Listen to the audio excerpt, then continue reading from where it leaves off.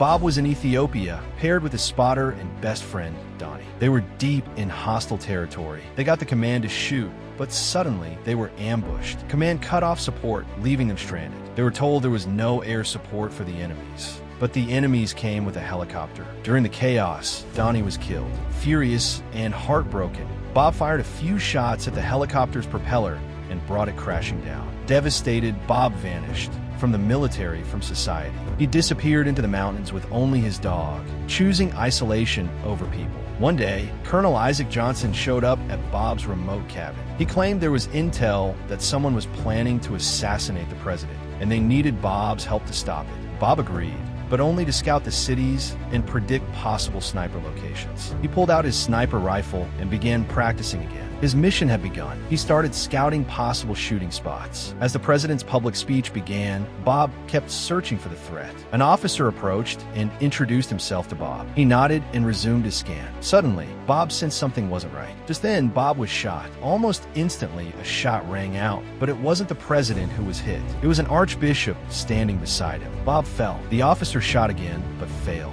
Bob was injured, but alive. Backstage, Johnson's men were furious at the officer. He had failed to kill Bob. Now, Colonel Johnson sent more men after Bob to finish the job. Bleeding from a gunshot wound, and with every federal agency hunting him, Bob managed to steal FBI agent Nick's weapon and car, telling him he didn't shoot the president. The manhunt was on. Police chased him relentlessly. He was hit by a truck and surrounded. Officers opened fire. Bob quickly shifted the car into reverse and plunged it into the water. They kept searching. They found the vehicle, but not Bob. Bob was clinging to a nearby boat, still bleeding and barely able to walk. He found an abandoned vehicle and drove away. Seeing the news, Bob used an iron rod to short-circuit a power line, hiding his face from cameras. Then he entered a store and quietly bought several items. He paid in cash to avoid being tracked. Meanwhile, an honest FBI agent, Nick, started questioning why the story didn't add up. Bob turned to Sarah, Donnie's girlfriend. Though unsure if Bob was innocent,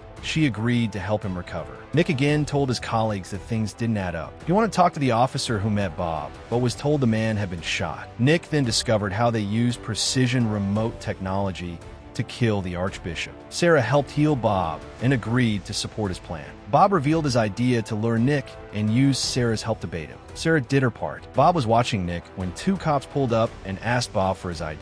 He fought them and ran. Johnson, now aware that Nick was digging into the truth, sent men to silence him. While Nick was on a call with his colleague, Johnson's men attacked him. They tortured Nick, trying to make him shoot himself to make it look like suicide. But then, gunshots rang out. One by one, the attackers were taken down. It was Bob. He had come to save Nick. Now, Johnson's team knew Bob was alive, and Nick hadn't returned to the office. A police officer informed the colonel that Bob had sent Sarah flowers. Bob and Nick followed the dirty trail. Everything pointed to Colonel Johnson and his private military contractors, men who operated outside the law and above consequences. Meanwhile, Sarah was kidnapped by Johnson's men, used as bait. But Bob was always 2 steps ahead. Bob began eliminating the guards one by one. Nick acted as Bob's spotter. Bob finally entered the room where Johnson's man was hiding. He demanded the truth. He told him the colonel was so powerful, he couldn't do anything to him, but armed forces surrounded them. Johnson's man shot himself. Meanwhile, Nick warned Bob that reinforcements were closing in. Bob fought most of them, but there were too many to handle. Bob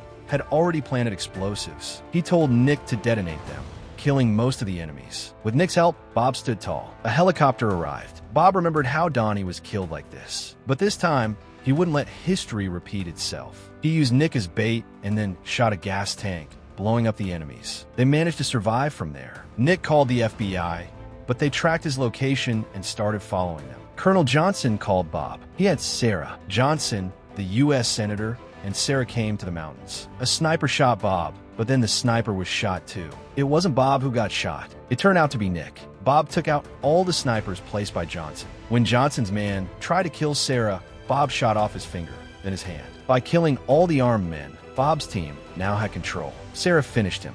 Bob confronted the senator and Johnson. He recorded their confession about the massacre and how they framed him. But even with hard proof, the system protected them. The government refused to act, so Bob burned the evidence. The FBI arrived and took them into custody. Bob and Nick did everything to prove the corruption. showing images of the secret massacre in Africa. But Johnson and the senator were too powerful. Although Bob was freed, when they were celebrating their small victory, Bob silently got up and started killing. One by one, he executed the men responsible. Swift, clean, calculated. No speeches, no hesitation, just justice. With his name finally cleared and his enemies gone, Bob disappeared once more, this time on his own terms. Thank you so much for watching. If you enjoyed this breakdown, don't forget to like and subscribe. And let me know in the comments, which movie should I cover next?